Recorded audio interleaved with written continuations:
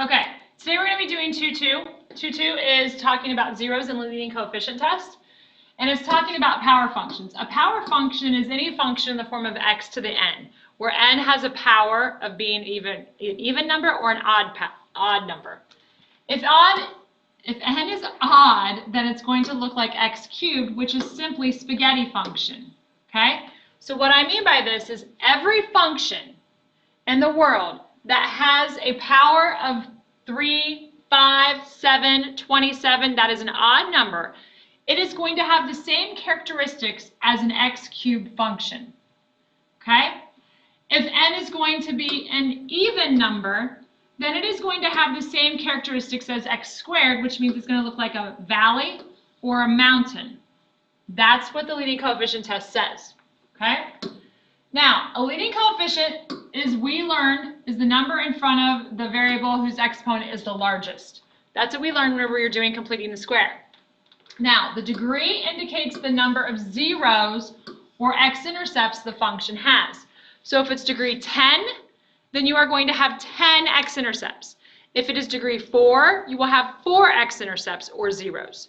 If it is degree 2, you will have 2 x-intercepts or zeros. That's what the degree tells us. Now, and degree and intercepts are kind of the same synonym for one another. An x-intercept is a 0, which is a factor, which is a root. They're all the same concepts there. Okay?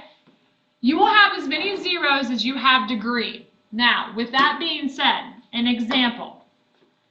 F of x equals 4x cubed plus x squared minus x plus minus 1. I want to know what the degree is. The degree is the highest exponent, so it's going to be 3. The leading coefficient is going to be the number attached to the variable of highest exponent by multiplication, and that's going to be 4. Now, the number of zeros is indicated by your degree, so I'm going to have 3 zeros here. Okay? That's what's important for your brain to understand. The degree and the number of zeros always match. Okay? Now, the leading coefficient tells us something different about the problem. What it tells us is what the n behaviors are going to look like. So again, the leading coefficient is the number attached to the variable with highest degree, and your goal is to see the behavior at the far left and the far right end of the graph. Okay? So, if it is odd and a is greater than 0, the left falls and the right rises. It's an increasing function. And the terminology I want to hear from your mouth is left falls and the right rises. Okay? If your a is less than 0, that means it is reflected, and that means my spaghetti is reflected over the y-axis, and that means the left hand rises, the right hand falls, and it's a decreasing function. Now, if n is even, that means both of them are going to rise or both of them are going to fall. And that's going to be based upon what your leading coefficient is. If your leading coefficient is positive, then that means they both rise, and it looks like a valley. If your leading coefficient is negative, that means it's reflected, and they both fall. And it's going to look like a mountain, okay? So that's a very easy concept, so let's go ahead and talk about this. So I give you this example, and I want to know what the degree is. So the very first thing you're going to do is you're going to find the variable with the highest exponent. So there we are. And you're going to say the degree is 3, and my leading coefficient is 2. Since my degree is 3, I'm going to say, is that odd or even? Well, that is going to be odd, which means it's going to look like x cubed or negative x cubed. Okay? So I then need to look at my leading coefficient and say, okay, well, my leading coefficient is positive. So since it's positive 2, that means it's going to look like this, positive x cubed. And that means my left-hand behavior is going to fall, and my right-hand behavior is going to rise. Now, MathXL explains this a little differently. They say, what happens to the limit of the function as x gets really big? So as x gets really large, that means I'm over here.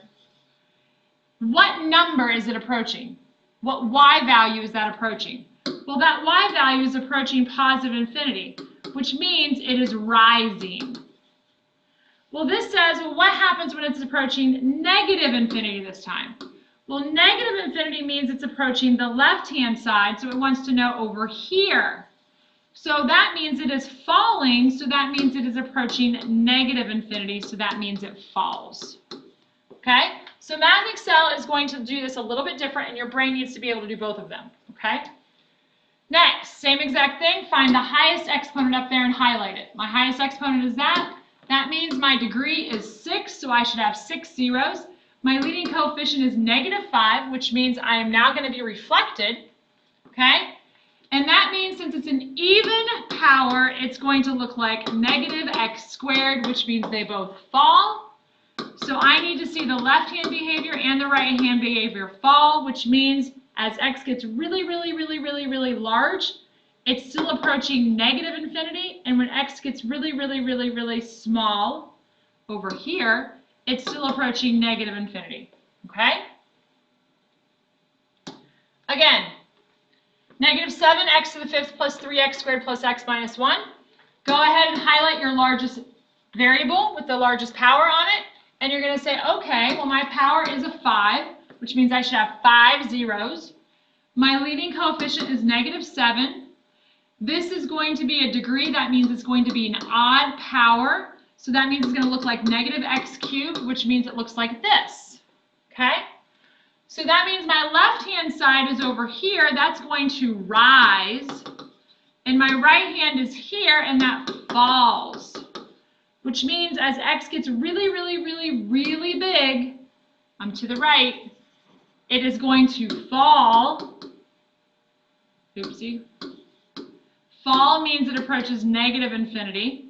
And then over here is whenever it gets really, really small, which means I'm down on this side, that means it's going to approach infinity.